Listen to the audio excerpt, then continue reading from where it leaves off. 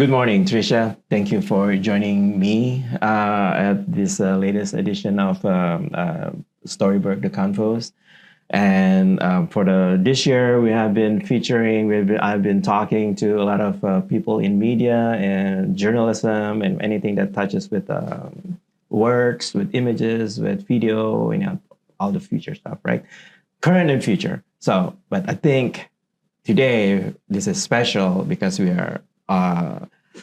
I think this should be the future of journalism. This is the future of how we see news, which is the stories from the people who are living it. Right. And I think I'm glad to have Trisha here. So, Trisha, usually I like to show my audience the geographic because I'm not, I've been living here in Pittsburgh for 16 years, but all the neighborhood are still a lot. I've been here for 16 years too. Oh, okay, yay! So these are the Pittsburgh 90 neighborhoods, right? So, but where do you live right now? Okay, so actually, I live in Reserve Township, which is right above. So we will say it's basically at the top of Troy Hill. Okay. You go Troy Hill, you go up that Rialto, and all around there, and then I'm up at the very top of that. Okay. All right, audience, let me cut you to that screen, and that is the map that my audience, you guys should be looking at. Yeah, it's close to Millville there. It's like, right, so this is Reserve Township, right? Yeah. So this is pretty much next to Millville. Yeah. Actually, this is funny, right? This is how the border, right? Yeah. You're actually right here, Troy Hill, right? It's really next to it. Yeah. But Reserve Township is huge. Yeah, so I'm in that part, like there's one hill that I go from, it's called Logan Street. It's a weird little rickety, like tall hill, and it goes right from Millville right up to where we're at. So I can get to Millville in 5 minutes. So. Oh, wow. Yeah. And I remember that when Storyburgh was doing still that written stories, we went to a gym where kids could box. And I think it was in Spring Hill. Oh, okay. Yeah, Spring Hill is pretty close here too, right? Yeah. I never know where they are, but I've heard of all them too. So I've been here I'll be driving and I'm always like, I have no idea how did I get here from there? So it's kind of cool to, definitely to see it and on the map. Yeah. And also,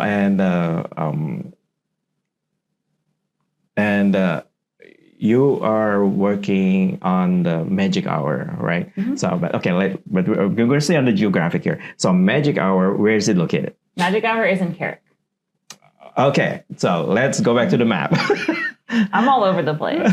And but a little thing, some of us will be doing stuff in Reserve, so it's a little sneak peek of our summer. Okay. We're going to be working in both areas. So let me type Carrick, Pittsburgh, and Voila.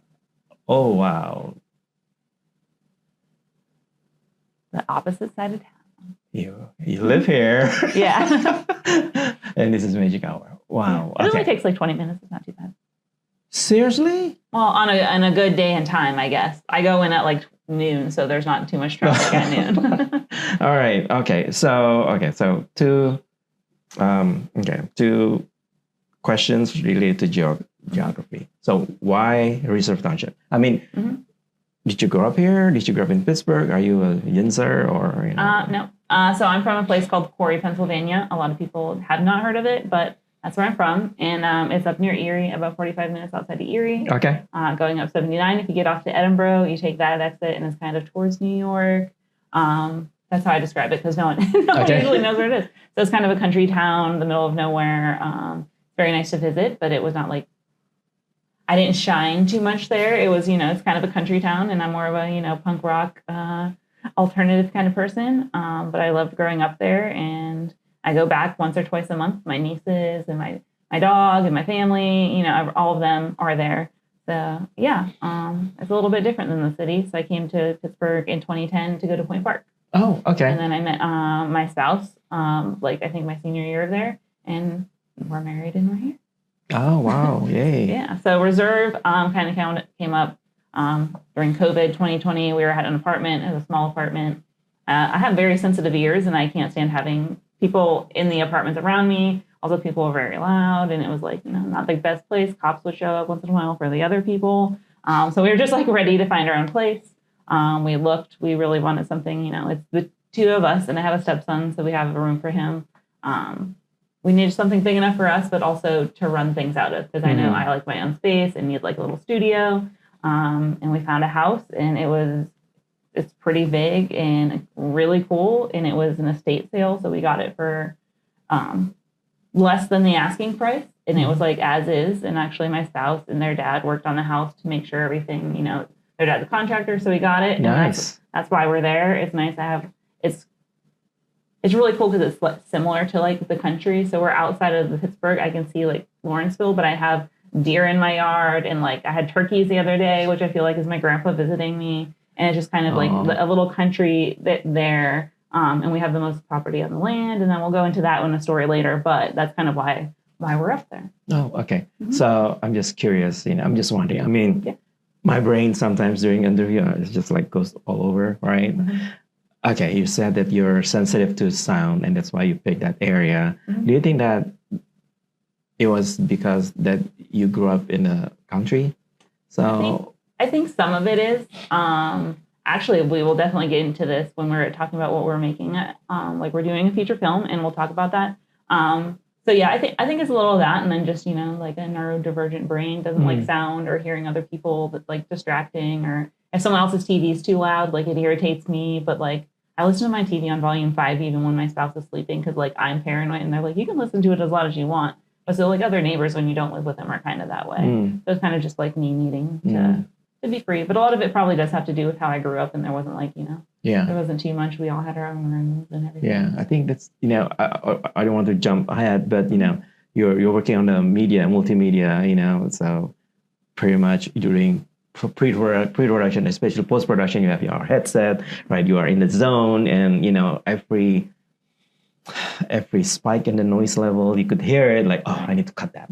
Yeah, especially because I did work in news, so I was working, you know, I was sleeping during the day because my night, like I wasn't the overnight shift, but I was late. And plus I'm just like a creative person, so I'm up late. So like, you know, the neighbors are making noise at like 7 a.m. or like, it's like, I don't know. It's like inappropriate times. Like that's a little bit, people are waking late. It was too much for me. Plus it's better to own your own place than be renting. Certainly. So why did you pick Point Park, right? So you're 80, you could have gone to Cleveland, you could have gone to the New York, or, you know, right. But why Point Park? Okay. It's kind of funny. So I grew up in a small town, so I didn't know you could go to school for film. I just didn't know that. I never really thought of it. I knew I liked writing. Like I was never a writer, but I'm an idea person. So like I've always had ideas.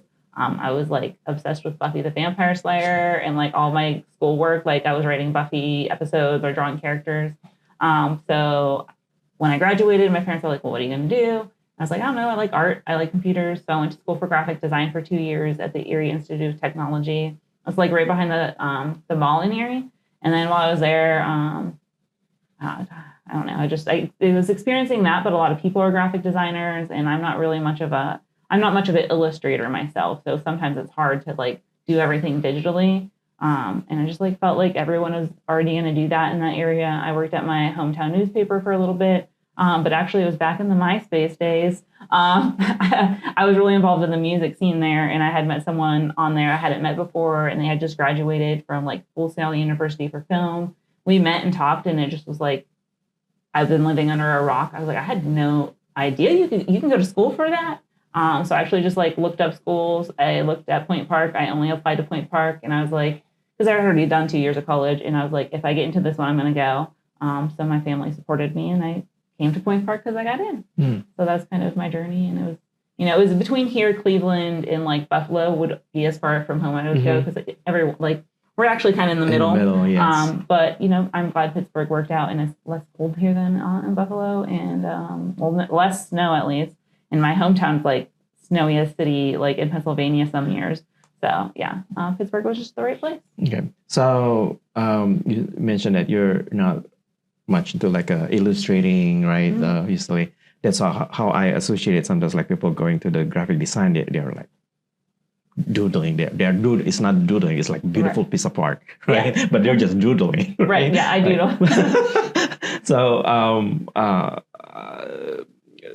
So was it like directly going to digital, or was there like a paper medium in between, or how did it work? Yeah, so I mean, learning, we're like, I mean, this is 2008, so not too long ago, but pretty long ago. So a lot of it was still on. We're doing a lot of drawing on paper, and then we would like bring it into the program. We didn't really have the stylists and stuff yet, and then you trace over it and learn that way. I'm a sketchy person. I never concentrated on that, and even now, what I do the most with illustrating is I have my own like handwriting, but it only works if I'm writing the letters together. So I draw a lot of our signs, or like some people have asked me to put their names. So that's kind of the extent of that. But no, yeah, it was definitely like the rise of using Photoshop more often and Illustrator and those kind of things. It had been there, but this is like, when people were just first learning it. And kind of. So right now with the rise of the evil empire, I mean, with AI, yeah. so how do you think that should be incorporated in the study? I mean, when people want to be a graphic designer, when people want to be either still or moving pictures, how do we balance that? Because I mean, like for some people saying that you can't use AI at all. I mean, that's it's like you can't use cars, right? I mean, but what should it be? So I feel like I have a good answer for that, because everyone always has that attitude, like, you use AI? And I'm like, well, I don't use it to depend on it. So I use it like as a tool, as it was intended. And then, I just touched that.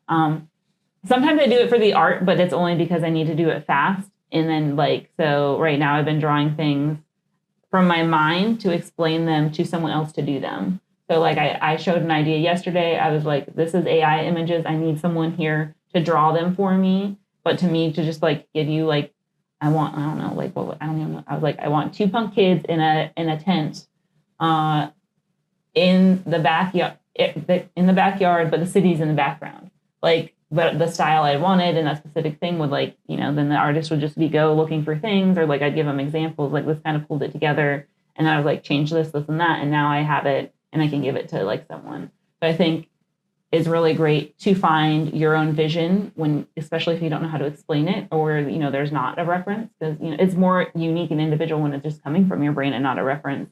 So in regards to art that way, I think it's a really good tool.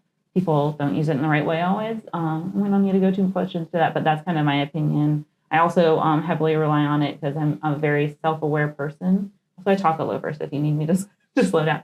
I'm a very self-aware person, and I also I realize patterns and stuff, and I'm someone who I complain a lot, but I'm always complaining to make things better and pointing things out. But doing that with myself, or say at home with my spouse, or how we do things at work, I kind of brain dump, and then I put it into Gemini or something and have it summarize what I'm saying to myself to organize it. And then throughout that, I realized I'm a very, very visual person, and that I don't even really read their responses often. I just bounce off of it.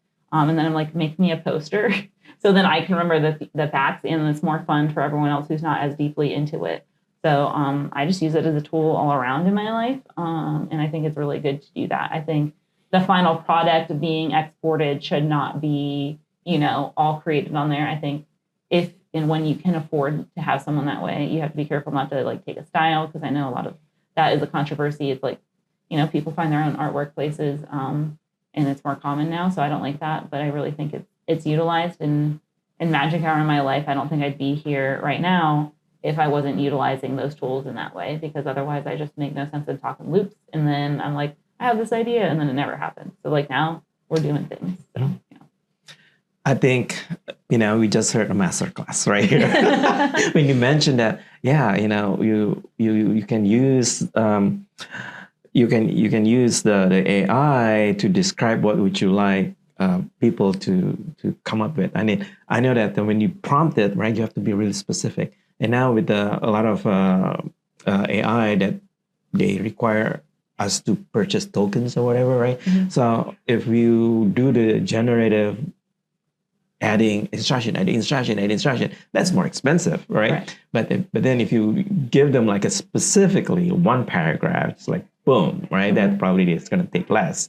And by knowing how to script, by knowing how to prompt, mm-hmm. I think, right, you're right, that it should be able, it will help us how to prompt, or how to provide, how to give spec to whoever that we want them to make for us, right? So yeah, especially when we have students, or I think for students they need to also learn how to communicate their work, right? This is whatever, right? So it's brilliant. And also, and then the second idea that you mentioned about the let the AI help you summarize what you just said. Yeah. Well, also, like, I do have to say, like, I don't pay for it. I haven't paid for that. But also just, like, if I have the money, I'm going to pay someone to do it. But it would still help me give them my idea.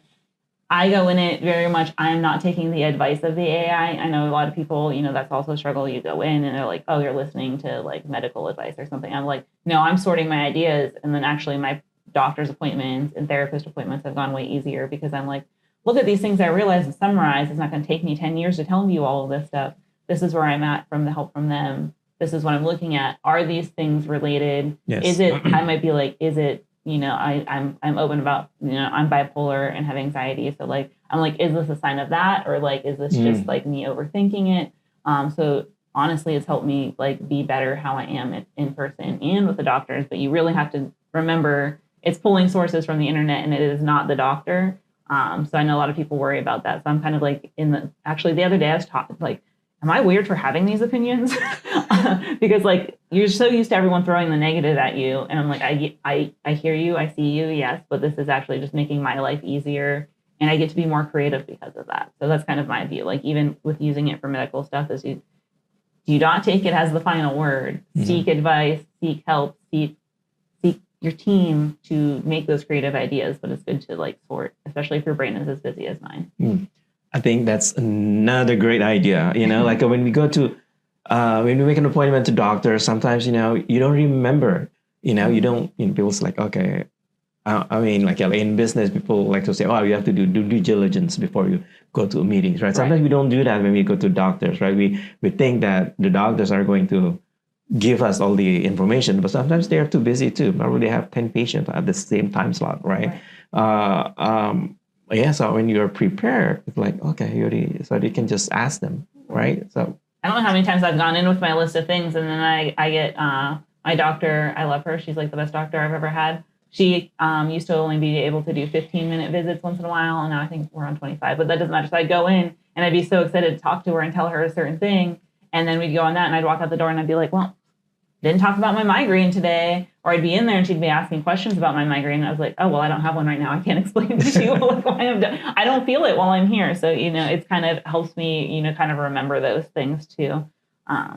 It's definitely a tool in my use. And I think there's some things you shouldn't use it for. But in this way, I think, I am happy with how I use it.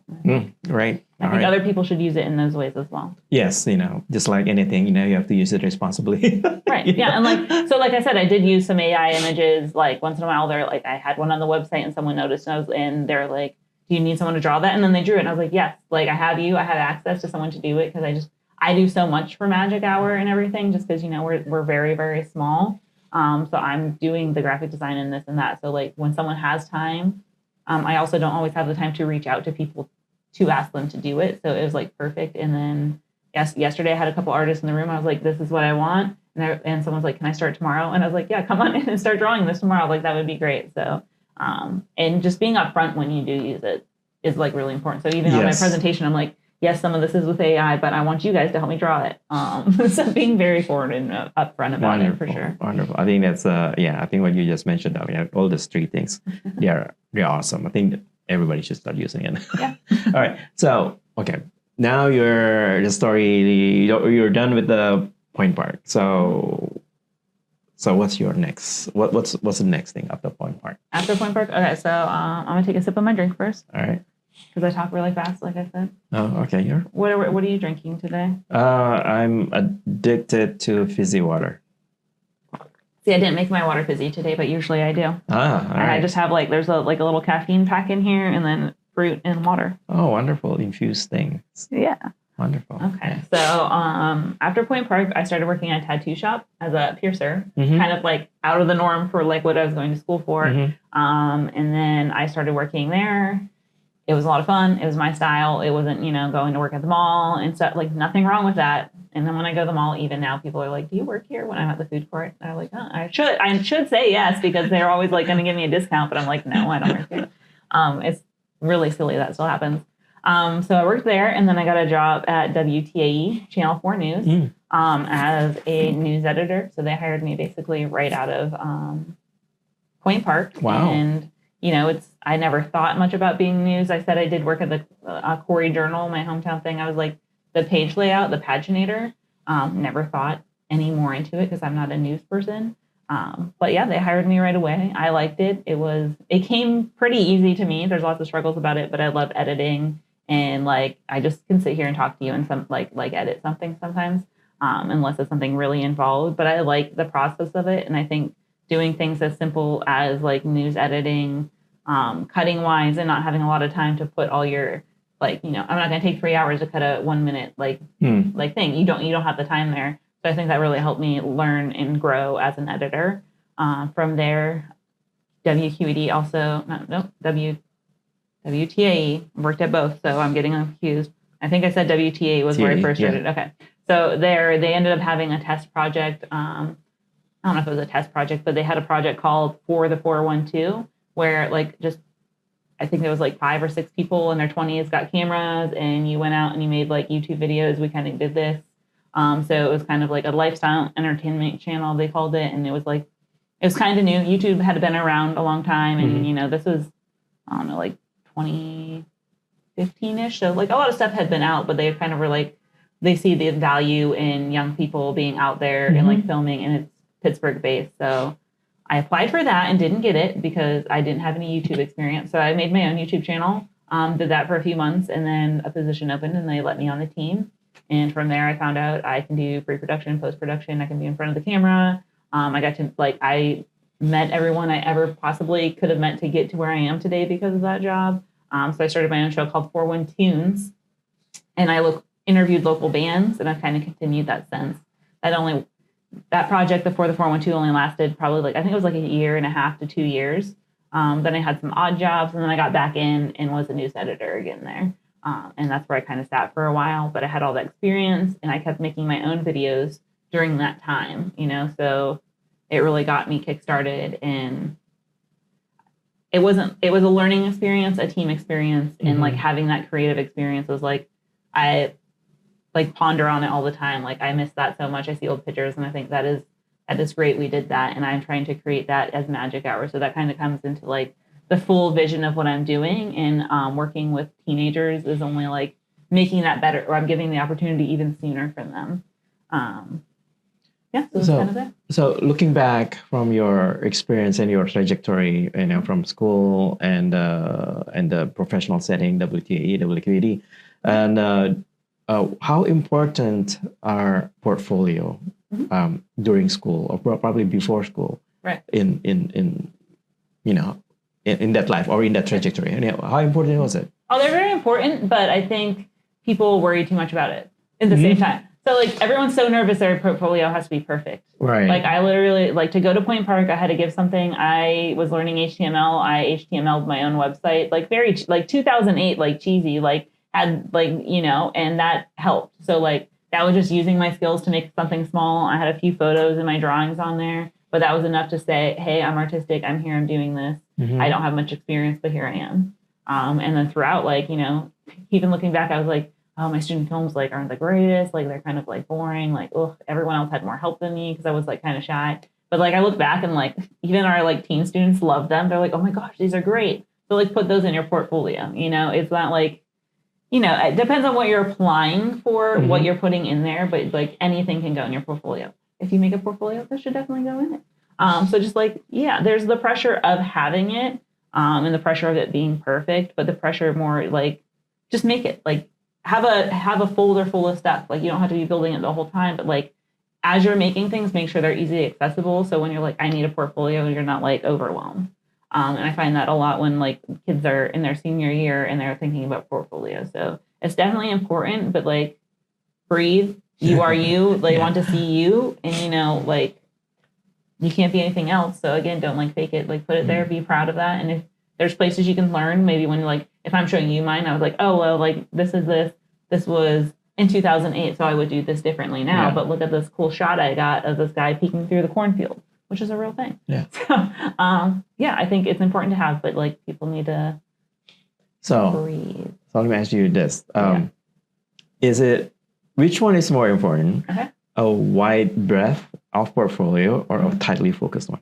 I think it depends on what you're doing. If you're like applying to college, then probably more of a wide range. Okay. Like especially going into it because you're wanting to learn more about the full subject. Okay. So like, but if I'm applying to a job, like say I was, applying to work for Magic Hour, just so I'm only using my own example, and I'm specifically looking for a director, and then like having more of a director's reel and like telling me your directing experiences and be more helpful because you've worked on a lot of films, like that's great, but were you like in lighting? Like then that's not really going to help me hire you for this. Although at Magic Hour we give chances and we're there for learn, so don't be nervous if you like are wanting to come to us to do that and you haven't done that yet. But I think it's really depends on what it is. If it's for a job, you probably want to be more specific. But if it's just to share and show and like hopefully get gigs or a partner or collaborate with other people, just have it just be you.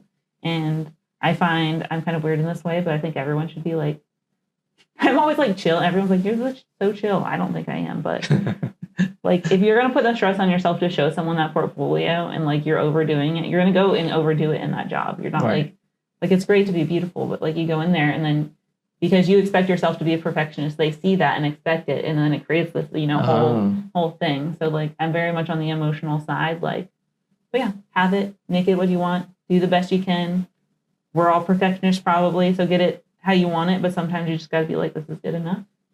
Breathe, send it, and then if you see something else, do it again. Okay. Again, we'll keep going back. I made the presentation yesterday, and I made the same one like last week, and I'm building it better every time I give it, learning what the audience isn't hearing and like the questions they have or ideas, implementing it. So, you just keep growing even when you've been in your job for 20 years. So have you... So you mentioned about Point Park and then going into this big studios. I mean, right? So big news industry, WTAE, WQED. So how important is it for your industry, for the work that you do, to jump around? Right. I mean, I know that I came from tech, and I noticed. Well, I'm not like my friends, my peers who like to jump around. I like stable and I just leave me alone, right? Right. So I don't like to jump around. So I feel like I haven't. I was at both places for, a pretty long time. I was only part-time at Channel 4 News. So, as I'm getting older, I need a full-time job. And then I got the job at WQED, which was both. I kind of worked at both at the same time and then eventually moved into full-time. So it's kind of just like growing. And like I said earlier, I'm like kind of a complainer, but like I'm not I'm going to sit and complain. So, I'm in news for this long and I'm bored. And it's like, just, the news is sad. And especially since 2020 was a line, like COVID and politics. And like, I just couldn't, it's all day, every day in your face. And just like, it's heavy and it's hard and people hate the media. And I get really emotional over it because I'm like, they're out there working too. Like the same with AI, but you're there with the media people and and feel, and like on those days, like there's crazy days, we don't need to go into that because I always get emotional over it. But like, I just wasn't happy doing that. I was happy with the people. So finding another job that grew off of it. So I'm not really hopping, I'm like growing, and I'm someone who doesn't like to do the same thing every day. So that's why it's creative and we do different projects, but it's kind of the same thing. So really, I think hop around if you aren't happy. If you're happy and you know what you like to do and you're in a place, like it's important to stay there. But I don't like the idea of people sitting in misery and like being, just not having fun with what they're doing. Yes, work is kind of stressful, but it should not be as much as like a lot of people's jobs, like just take their whole life out of them. So for the artists, for this art industry in general, right? There's the term of like a starving artist, right? The term is famous for a reason, I'm pretty sure. Right? So a lot of freelance jobs that artists have to take, things that they have to create on their own and try selling, they have to hustle and all that stuff. So what would be your suggestions for people who are into art, but they're not into hustling? They're not into like because like freelancing, it requires some kind of salesmanship. That's something that not a lot of people have. Right. So I don't have that skill. I'm actually getting people to help me with that skill. No, I like creating and doing stuff. And as I am, like, I'm learning that. But I also, like, I don't have time to advertise myself. Like, I do a little bit with Magic Hour the best I can, but it's still not enough. Be like, we need students. I need this. Hey, we can make you a music video. It's like, that is so much. So yeah, I kind of need help with that right now. I'm lucky enough that people are finding us and have, like, heard of us, or, like, you know, not just myself, but everyone that is part of the Magic Hour team has been in the industry, or they're like, you know, we have one person, C. Somber, like, y'all, if you have heard Pittsburgh stories, you probably have, and you should talk to her too. She's just graduating high school, and she works at Qberg and the Warhol and for Magic Hour, and, you know, she's just kind of everywhere. So, like, she's good at that side of things. Like, but yeah, like, I'm not, and so it doesn't really matter your age or stuff. So, like, people know us or her or any of our other members and, like, come to us to ask for those collaborations and to, like, hire us. And mostly with us, we're a nonprofit, so it's not hiring. But yeah, it's like, I guess I don't have all the answers to that. You know, it's really hard, but I say, you know, I'm lucky in how things are turning out for us. It's been the hardest year. And only, like, last week was I feeling like, oh my gosh, we're exactly where we need to be. And the pieces are coming together. So it is really hard. But also making it happen. And the biggest tip I have is, like, to find your people and don't do it on your own. Like, even if it's just your best friend or your mom, like, having that person to help. So I can't help with how do you make the money off of it? Because I'm still not. But I'm having fun liking what I'm doing. And almost, I guess, everyone else is, like, working part-time jobs or have full-time jobs, and they're, like, kind of filling their time in at Magic Hour. Me, I shouldn't do that, but I'm spending full time, like, trying to do this and make the dream. So I'm lucky that I know, and I'm very aware that I'm lucky to have parents that can help me when they can. You know, if I need groceries, they help me, and then when I get paid, I, like, try to pay them back. So it's not like, you know, and I try my hardest not to do that, but I am lucky in that case. And my spouse works at the post office and just got full time, so we can breathe a little bit now too, more than I could 2 weeks ago. So yeah, it's ever going. And, like, I can say that a little bit is I'm lucky with the people I've surrounded myself with, and not everyone has that, but, like, thinking of that more than, like, oh, you did all this advertisement for yourself, and you did, like, no, it's just naturally, like, we're big on the punk rock thing, which we'll get into, especially with this film, but most people are telling me I handle things in the very punk DIY way, and I do that with, like, almost, like, all of life. And it's like, you have what you want. Yeah, you might have to get that sucky job to get you there, but don't give up on the creative thing. You know, it's like, I said this a couple weeks ago, I was like, my hobby became my job. Now I need a new hobby. But, like, you know, you're not always going to jump right into it. So, like, you love art, keep doing it in your time. And then, like, you know, if it works out, great.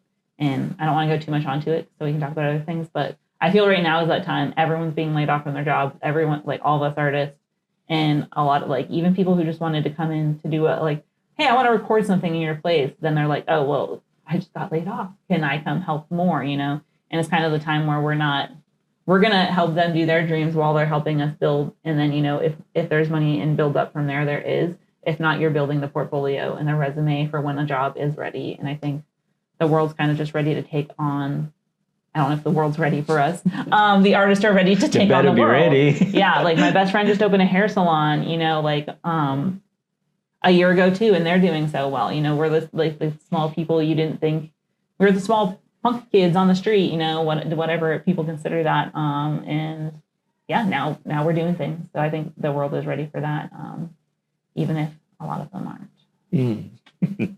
So you mentioned about, you know, surrounding yourself with and having a good support system, right? So let's pick an example for this Magic Hour, right? So how do you find your co-founder? How do you find those people? Sure. Luckily, this time around, especially I'd say in the last 2 to 3 weeks, people have found us. So we're not like, you know, we're out there, we're open, that we want people, but it's not like I'm not handpicking them.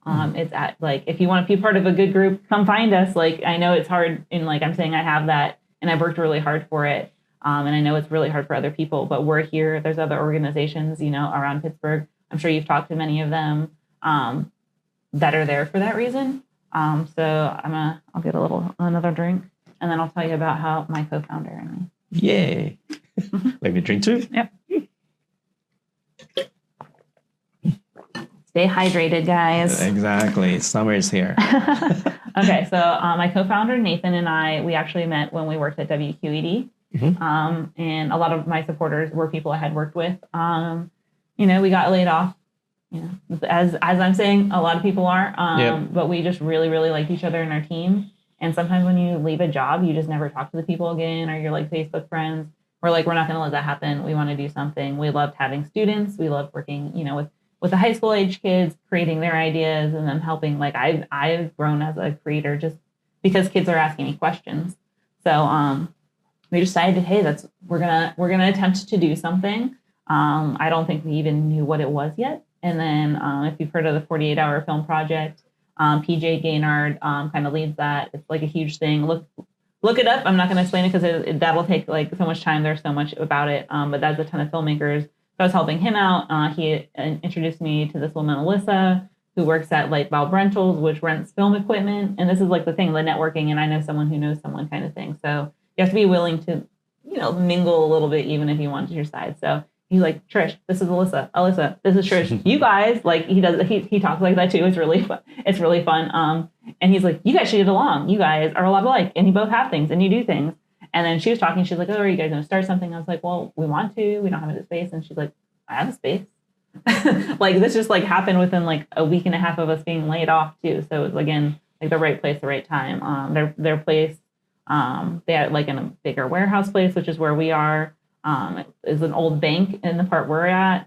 So they have their floor renovated and running and operating. There was the first floor that a lot of people had filmed in as a horror because it was like kind of messy. And myself, my spouse, Andrea, and Nathan, and, some other people that we just knew along the way came in, renovated it. We did almost everything in a week.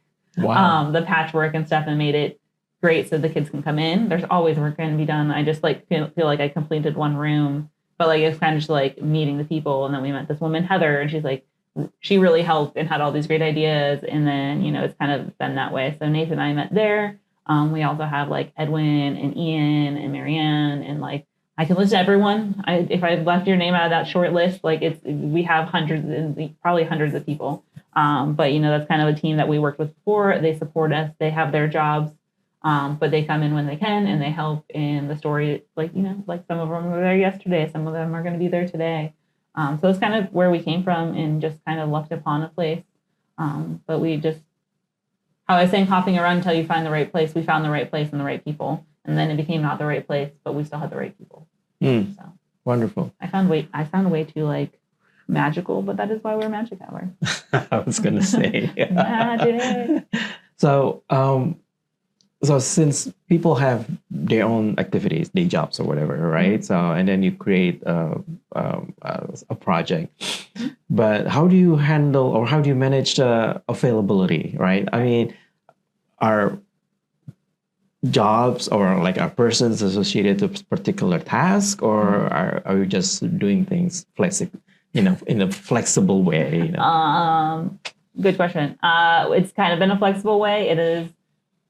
This week, we're talking at the perfect time. We're about to like launch off. So we've been gathering people and having things and saying we're going to do this and saying we're going to do that. And then it's like, a lot of me doing it and having to reach out to get the people organized and stuff. And that is so hard because I have a lot going on. It's hard for me to organize. And then winter was horrible. So like no one was around in winter. So it's warmer. It's nicer. More people are laid off, which is bad. But like there's more people available all the time now. So we now are going to get people to do different roles. So it's not just me doing everything. Also, like if you want to help, I do need a personal assistant intern. I was thinking this morning, I was writing up what I need. So it's going to be more structured in that way. Like we're making a feature film. So for a feature film to work, you need the proper roles and guidance. So I need people who know more than me. We mostly need the teenagers to be learning, but again, like Nathan and I can't teach it all. Like, I can't be teaching all aspects of pre-production to post. Also, I've only made student films. I haven't even like made my own films. So, in that case, like it's great. We have a producer that's going to come in. They've worked with students, so it's definitely a learning base. So right now, Magic Hour, we're focusing only on that. And then we'll have, it's kind of trickling into, like, I'd like someone to help with the Magic Hour Creative and the Academy's, like, outreach and getting people. But really, everyone that's coming on, we're going to work on this big film this summer. And then, then I can still operate the other things too. And, like, I can plan, like, Magic Hour events and, like, see if we can go into schools and, like, work there in the fall. But really just, like, have those project leads, those experts who know what they're doing. And then everyone can learn better too. Like, my friend who is going to be helping with our producing, her name's Kaylee. Just the other day, we were just talking about tattoos. And I just learned this the other day that if I wanted to be on a movie with the tattoos I already have, someone has to reach out and get permission from every single one of my artists, really? Or I have to, like, cover that up because it's, like, their art. So that like blew my mind. And I'm like, I would have never, like, if we were just doing this, the couple of us, like, then we'd be getting these emails or something because, like, all of our tattoos are just, like, out there. So, just, like, learning little things. So we're definitely getting the people who are going to be helping. And while we're doing that, if you or anyone else wants to help, we are very open to that way. We are volunteer-based. I still volunteer a lot of my time. If we have a paid gig, whoever works on the gig gets paid. And it is a goal for all of us too eventually. But going in, it's just, like, kind of a trade work. You want help. Say you want to come in, you want to film an episode of your show at our place, we help you produce that, and then maybe you would help produce one of our shows. It's all about trade and, like, skills, and I think it's so cool that that's working out, though. Even my mom's like, how's that work? How's everyone want to work? I was like, no, they're not really working for free. They're just, like, they're not paying for a service that they would then have to go hire someone else to do too. I mean, money is important too, but, like, this is not the vibe of what we're going for. We are a nonprofit for a reason. Right. Yeah. So I wonder, if there should be, like, a ticketing system, you have, like, 5 coupons. Yeah. I want to trade this. Yeah. I get 5 minutes of Trisha's time. I need, like, an hour of Nathan's, That's kind of, and that makes it more fun too. Like, it's not the pressure of that, but it's the commitment to, like, you're going to put some time into something and then you're going to get it back. And it's kind of like interweaved. It's not like you go do this for me right now and then I'll do this for you. It's like we're working on it both at the same time as much as we can, rather than, like, someone then being like, oh, well, I already helped you. I'm like, I'm going to leave. Like, it's very magical in that way. Yeah. So for this Magic Hour, what is, you mentioned it's a nonprofit, right? Yeah. So, okay. What is the mission? Our mission. Okay. So I never know how to say it the best. We're also fiscally sponsored by Sunrising. I want to throw that in there. Oh, we're a sibling. Yeah, so we're a Pennsylvania nonprofit, not a 501c3 yet. So that's why they have there. Yeah. I just, like, use the words, like, create and collaborate. Okay. That's my mission, to give the people opportunity who haven't. Okay. And I just, like, we're a film and education media hub, and we do productions. But really, my favorite words are create and collaborate. We want to talk to people. We want to make things with them. And just give opportunities, especially to teens who didn't have it, like ourselves. And so many parents or adults are like, I wish I had this when I was a kid. Like, I needed this. Like, I wouldn't have gone off and did this or that. Like, I would have started my career earlier. And it's just a place you can be yourself. So, like, kind of just, that's our mission, is to make you feel safe and heard. And what I'm going to say is, people sometimes take the wrong way. I don't like to say no. I will say maybe, and once in a while I'll give you an absolutely not to something ridiculous. I don't like saying no to any idea or project, because that's where I came from. Like, no one was like, people were telling me no, but, like, it's because I wasn't in the right place, the right time. Because, like, in news, I don't get to be creative and go write a story, So, like, having anyone who wants to come in there, them telling me their idea, or us as a whole, and we finding a way to make it work, collaborate, meet in the middle on it. Like, they might not get everything, but they're trying. Like, it's really big and important for me to not be, like, putting harsh no's or, like, changing someone's idea. It's like, we're going to team up, build, do that collaboration, make it better, and do it together. So that's, like, my personal mission is that. The mission of Magic Hour and Magic Hour Academy originally was to then provide it for teens. And it's just kind of grew that we have this time, and I'm doing it full time, and we have the facilities for everyone to come do that and kind of do it together. Okay. If you want to help, you can pass the background check. You can do that. You can hang out. So you mentioned about basically it's create and collaborate. Yeah. Do you also accept adults, non-teenagers, right? So, and you mentioned a lot of names. So, it's okay. I was like, okay, so how many of them are teenagers and how many of them are adults? Right. And, how are they going to be structured into this? Yeah. And also there are two names we mentioned, Magic Hour Academy and Magic Hour Creative, right? Yes. So if you can elaborate. Oh, yes, I would love to, because it is very confusing, but at the same time, it's all in one. Yeah. So we would love new students, but our thing is we are adults, high school interns, students, everyone's together, and we're making Magic Hour ourselves. It wasn't just Nathan and I who made it. We were just the ones who sat down, filled the paperwork out, decided 100% this is happening. So even our students have helped us build the program to what it is. We're making their ideas. We don't really sit down and have like lessons, like presentations and stuff. We would like to do that at some point, for any age. We have different things for teens. But right now, especially moving into the future. So far it's been mostly teen projects. The interns help, and then the adults like oversee. But since we're so small, we've only really had 4 or 5 students at a time so far, which sounds small, but like this year was such a success because I think we had a smaller amount. Having 5 or 10 more would be great. But they're really in the planning, and they tell us what they want to learn, and like they're helping out. Like we're in real world situation. We got hired to do a live music video. The teens were there, but the adults were there, and we are all doing the same roles. It's like, it's confusing because we all are there. So like more so for the teens that would be coming in, they would be learning and eventually come part of this thing. So all of our kids have been with us for a very long time and are pretty skilled, still need to learn. So they're making and doing all the production stuff. And like a lot of the production stuff right now is like more in the Magic Hour Creative, because that does entail all ages. The Magic Hour Academy is more specifically the Film Academy for those teenagers. And the Film Academy is doing this feature film, but it's a production, so like we're not departments, we're not completely separate. Creative entails everything, Academy specifically teenagers. But from there, it's just like we're all there. So I think those answers will kind of come on the way. And I do throw a lot out there because it's kind of all up in the air at the same time as like we know what we want and we're trying to get there. So the structure's not always there yet, but we're right there. We're right there. I keep telling people that, and they're like, "Are you sure?" And I was like, "Yeah, I just want to like scream. I'm really excited." I don't know if that answered your question or not. Yeah. Just another follow-up question. Yeah. So you mentioned about the adults, you and Nate, right? Yeah. So is there any other adults? Oh yeah. So that you can consider like a full-time, or not full-time, so like as passionate as you guys are. Yeah. My friend Carmen's there. He's an audio person. He has like a little room that's like audio recording and music. And he has like drum sets and like a really cool keyboard.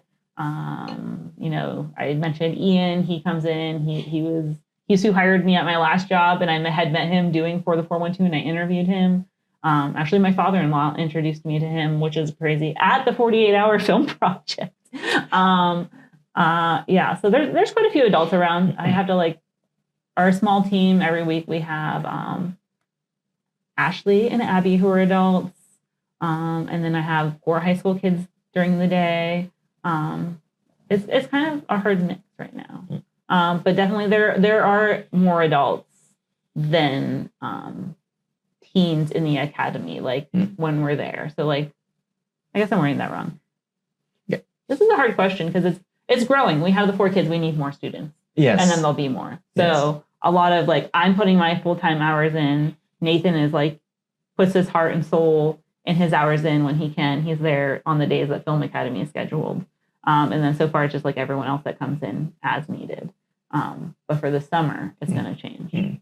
So for the teens, specifically for the teens, and say that I don't know whether you are having this experience or you had experience in that already within the Magic Hour during the Magic Hour operations.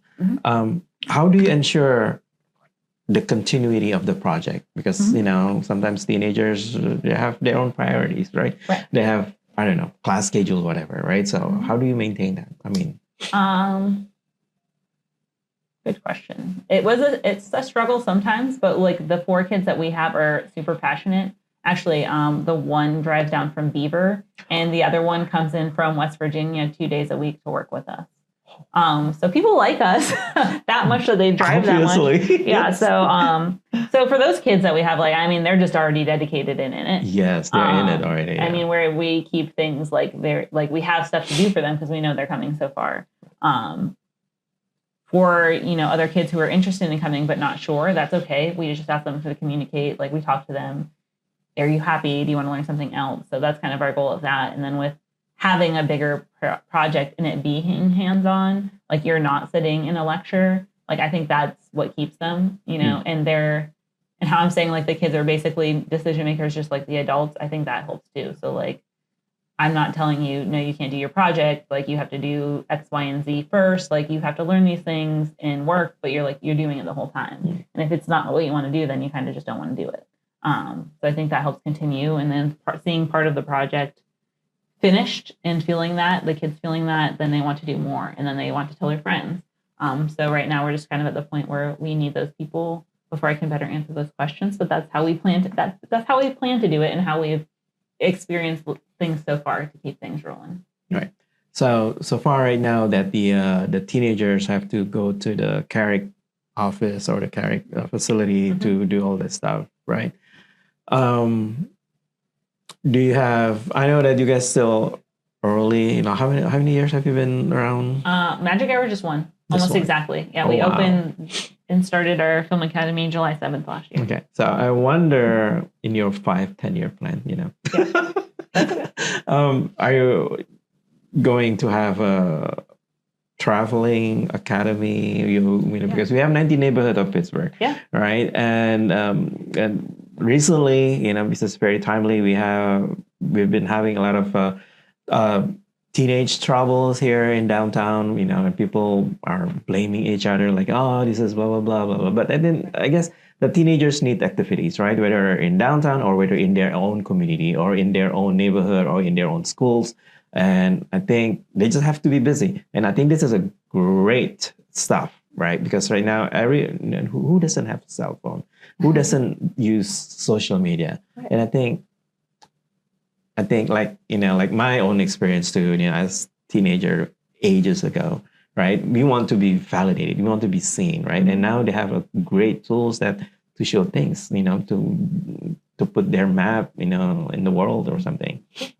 To put themselves on the map. That's what I'm trying to say. Well, I say, as you're speaking about that, talking about like teenagers who get in trouble, you guys can come and write stories about getting into trouble and pretend to get in trouble on camera instead of getting into actual trouble. Right. So I'm sure they're thinking that how can they do that, right? What are the tools they need and what is the mechanism or whatever, right? Well, just basically how to do it. And, you guys could be the answer. So do you have any plan to not just do it in Carrick, but to the entire 19 neighborhoods of Pittsburgh? Oh my God, we would love to. So some of what we do, we can go into schools. So we went to Plum High School. Their kids wrote a script and then they reached out to us and they're like, can you guys come in and help film? We filmed with them all day. It was great. It was a really good experience. So like Plum is pretty far out there. So we're working with them. So we can go into schools and do programs like if they just want to learn a lesson, if they want to make a short film, like we kind of are open to anything. That's kind of why it's hard to explain what we do is because we can kind of customize anything. I have this wide network. We're like meeting more people every day who want to do these things. I don't have the jobs for them. So it's like the hub, but if people are reaching out to Magic Hour and want something, we can create it. Myself, I've actually been peeking around Millvale looking for a space because it's just easier to get there for myself. But Carrick is great because like the Learn and Earn program called us because there's not other people doing that on Carrick really. There's like Tech 25, but they're also like not necessarily doing the same things we are. They're very similar. So they're like, we have this kid, they're interested in what you're doing, you're there. So like really having those spots, but like, obviously we can't afford to have a spot everywhere. So finding places that want us to be there in each neighborhood would be great. They have people that I'm sure want to do it. We can come in and like set it up with them. So really we're not like, you have to come to Magic Hour. Like here, we are like, please bring us to where you're at. Please send us your kids. And we know it's very inaccessible sometimes to get to Carrick. So that's why we're also looking at other places too, not to move to, like just to exist in as many places as we can, even if it's just like one person like in a building and like two kids come in and they talk and then we would love to find a way where we can like facilitate, where we can get, you know, sometimes all the kids to one place to work together. We also have done virtual options too. So like if kids can't come in, we're very open to teaching online, whether they're doing like a side project, giving input on what we're doing. It's just kind of flexible at this point. We have the people who want to do all the things. And I could say, give me 4 locations right now, and we have the people to figure it out and do it. We are making this big feature film that will hopefully be going across the different parts of town as well. Okay.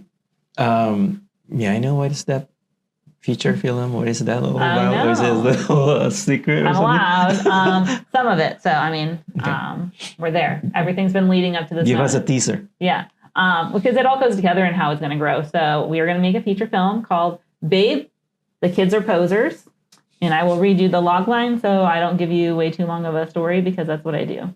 I tell the story too much. So it is going to the logline.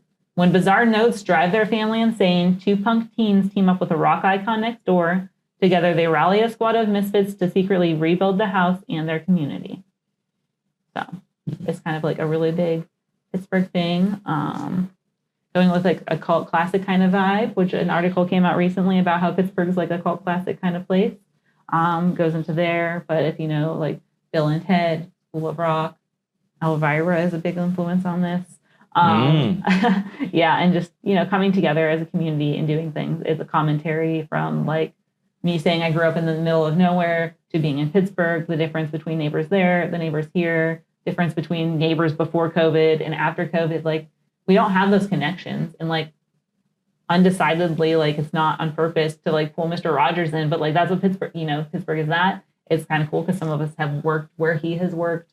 But the neighborhood is something really big and something, you know, I kind of missed out on. I have my friends and neighbors, but like my neighbors, my actual physical neighbors are like not really my friends. Like we wave, and I've lived there for like 4 years. So like it's kind of commentary on that and just how rock and roll can bring us together and how you can be whoever you want to be as long as you're being kind.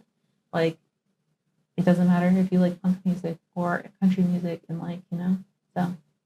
That's overall. I can go too much into describing it, but that's the basis of it. That's the gist of it. Yeah. That's the basis of it, yeah. And we are going to be announcing more as we make decisions. And anyone who's like kind of interested, I do have a sign-up form for like anyone. If you're a Pittsburgh band, if you're an actor, if you want to hold a light, if you just want to stand and take a behind-the-scenes photos, like we're kind of looking for everyone. So I think that's how it'll bring everything together, because the feature film's the structure. And then we will be deciding on locations in different parts of town too. So right now I can say we will be in Carrick, and we'll be in the Reserve Township, Millville area. Wonderful. Yeah. That sounds like a great plan. So now about equipment, right? So teenagers, they would like to produce things, they would like to show their, you know, their stuff. And if they're interested to join, you know, or to be part of this magic hour, do they have to bring their own equipment, or or you guys will give them equipment? So how does it work? So we have a small amount of equipment that is owned by my co-founder and Edwin, who's also part of our team. So we use their cameras and stuff for now. We would love to budget to have some more cameras. But no, the kids aren't expected to bring their own devices. If they have them, great. And then they can take them and go out in the world and use them. We also have some cameras that they are allowed to take with them. They do then have to take like the lessons of like a camera test to make sure they know what they're doing before taking, you know, the equipment out. But yeah, they don't have to have anything. They just have to want to do something and show up. So any of them can, like whether they've done anything before. And also an important part of like it being Magic Hour Creative and Academy is it doesn't have to only be the film stuff. Like the Film Academy is Film Academy, but I have my 4 high school interns all want to be tattoo artists. So we're going to make videos about stuff like that, but they're going to learn their drawing skills that they want to learn too. So it's not, you know, kind of, again, we do too much, but little at the same time. But yeah, no one needs. So it's not just the film, but the entire skill sets required to make a film. I mean, it could be poster, it could be just the script writing, or it could be.